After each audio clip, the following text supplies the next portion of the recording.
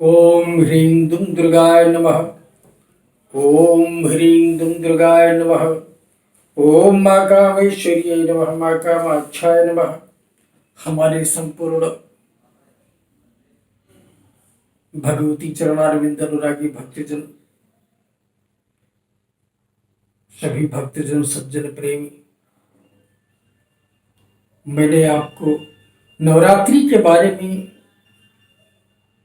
कुछ मार्गदर्शन दिया, गुप्त नवरात्रि के बारे में कुछ मार्गदर्शन दिया कि नवरात्रि और गुप्त नवरात्रि होती नवरात्रि है, दो सामान्य नवरात्रि होती है और दो गुप्त नवरात्रि होती है जिसमें गोपनीय साधनाओं को किया जाता है।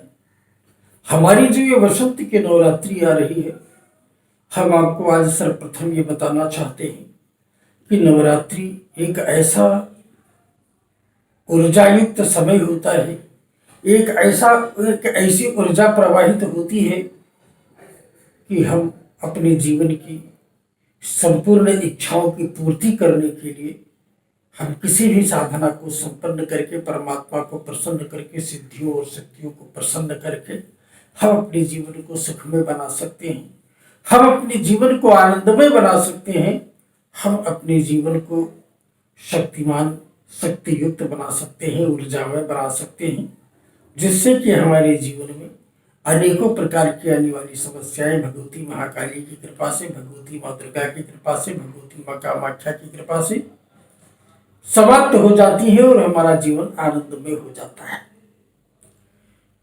नवरात्रि स्वयं में एक सिद्ध पर्व है और सिद्ध पर्व में जब हम सिद्धियों को प्राप्त करना चाहते हैं तो इससे अच्छा समय और इससे अच्छा सिद्धियोग आपको प्राप्त नहीं हो सकता है। वैसे तो वर्ष में तमाम हमारे सिद्धियोग आते हैं, तमाम हमारे अमृत योग आते हैं, तमाम ऐसे कालरात्रि, महारात्रि, शिवरात्रि, तमाम ऐसे पर्व हैं जो सिद्धियों को प्रदान करने वाले हैं, शक्तियों को प्रदान करने वाले हैं, साधना को ऊर्जामान बनाने वाले हैं। लेकिन ये जो नवरात्रि होती है स्वयं प्रकृति स्वरूपा होती है, यह स्वयं शक्ति स्वरूपा होती है, क्योंकि ये साक्षात उस प्रकृति स्वरूपा ब्रह्म स्वरूपी महामाया पराम्बा परमेश्वरी राजराजेश्वरी माँ कामेश्वरी का पावन दिवस होता है कि हम शक्ति की आराधना किसी भी स्वरूप में करते हैं। हम कामाख्या के रूप में करें, चाहे काली के रूप में करें, मैं पहले भी बता चुका हूँ, दुर्गा के रूप में करें, मणि के रूप में करें, किसी भी साधना के रूप में आप करेंगे, वो प्रकृति स्वयं उस शक्ति बन करके आपके मनोनुकूल कार्य करेगी और आपकी इच्छाओं की पूर्ति करेगी। 22 तारीख, आने वाले 22 तारीख बुधवार से इस बार नवरात्रि प्रारंभ हो रही है। 22 तारीख को प्रातः काल घट स्थापना करके साधक अपने साधना में लग सकते हैं, गृहस्थ अपनी साधना में लग सकते हैं। इनके अनेकों प्रकार, अनेकों उपाय होते हैं।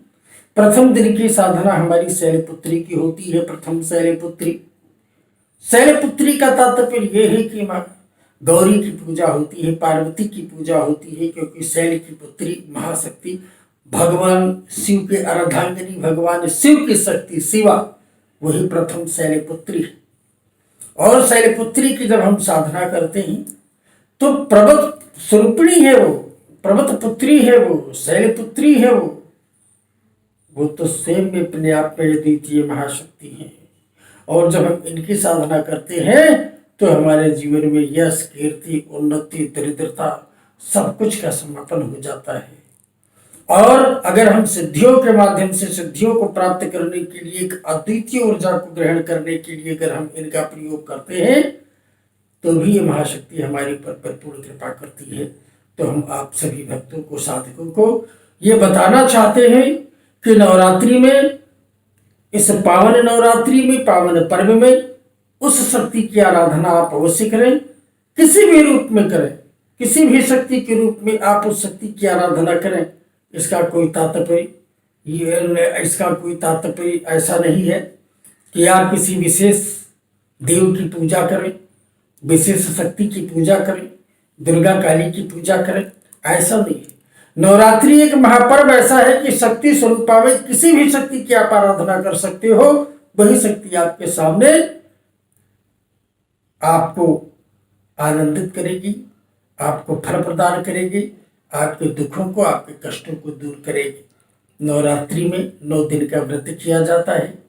नवरात्रि में अल्पाहार फलाहार लिया जाता है। नवरात्रि में कुछ भी नहीं लिया जाता है। कुछ ऐसे भी साधक हैं जो सिर्फ जल पर ही व्रत करते हैं। कुछ ऐसे साधक हैं जो लोग खा करके ही माँ भगवती की आराधना करते हैं। तो एक चीज हम आपको ये बताना चाहते हैं कि व्रत करने से, उपवास करने से, इससे भगवती जगदम्बा दुर्गा प्रसन्न नहीं होती है।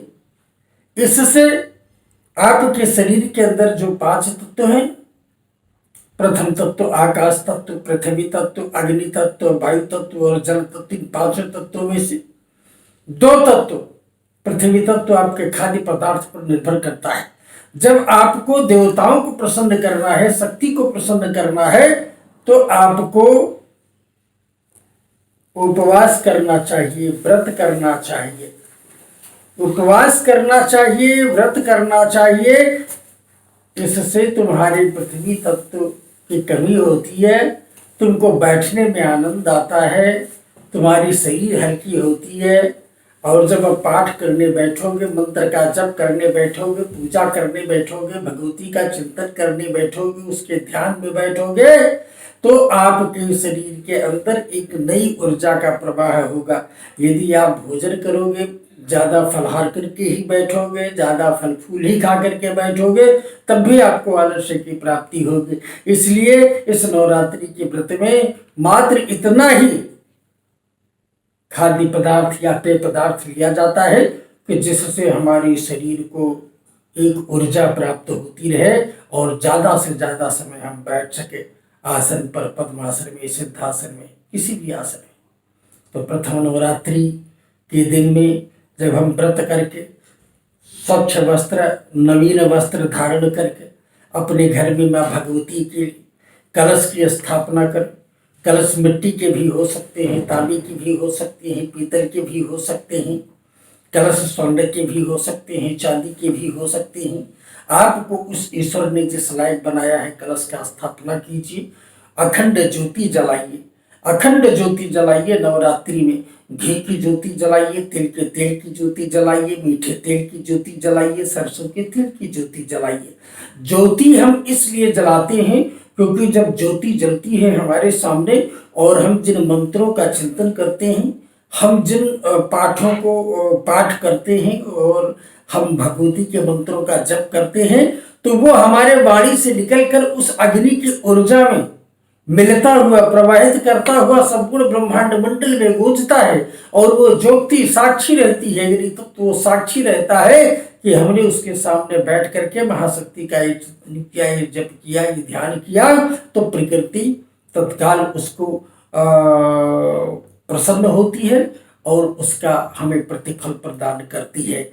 इसलिए हम आपको यह बताना चाहते हैं कि हमारे सनातनियों को, हमारे हिंदू धर्मावलंबियों को, हमारे भगवती शक्ति के उपासकों को, आराधकों को नवरात्रि का व्रत अवश्य करना चाहिए। नवरात्रि में फलाहार लेकर के, जो नहीं ले सकते हैं, एक समय अन्नहार ले सकते हैं, एक समय फलाहार ले सकते हैं। जो कर सकते हैं पूरा व्रत, वो पूरा फलाहार पर भी कर सकते हैं, और जो फल ना भी लेना चाहें वो पेय पदार्थ पर कर सकते हैं। लेकिन व्रत रखने के साथ साथ आपको समय भी इतना देना होगा कि आप दुर्गा सप्तशती का पाठ करते हो, या ऐं ह्रीं क्लीं चामुंडाय विच्चे मंत्र का जप करती हो, या श्री महालक्ष्मी नमः मंत्र का जप करती हो, जो भी मंत्रों की क्रियाओं करते हो, जो भी तंत्र की क्रियाएं करती हो, जो भी यंत्र की क्रियाएं करनी है, या सामान्यतः अपने खुशियों के लिए, अपनी प्रसन्नता के लिए नवरात्रि का व्रत करना है, माँ का चिंतन करना है, तो अपने चरित्र में बदलाव, अपने अंदर ब्रह्मचर्य व्रत का पालन करना, अपने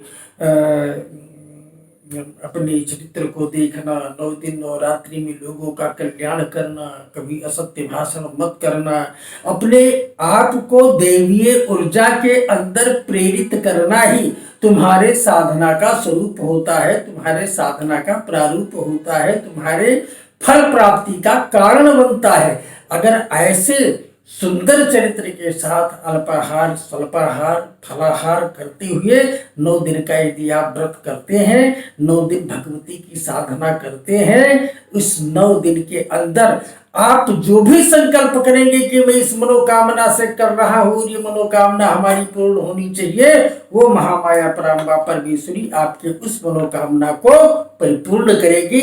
निश्चित तौर पर हम अगले कड़ी में आपको बताएंगे कि आपको साधना के प्राविधान में कैसे उतरना है।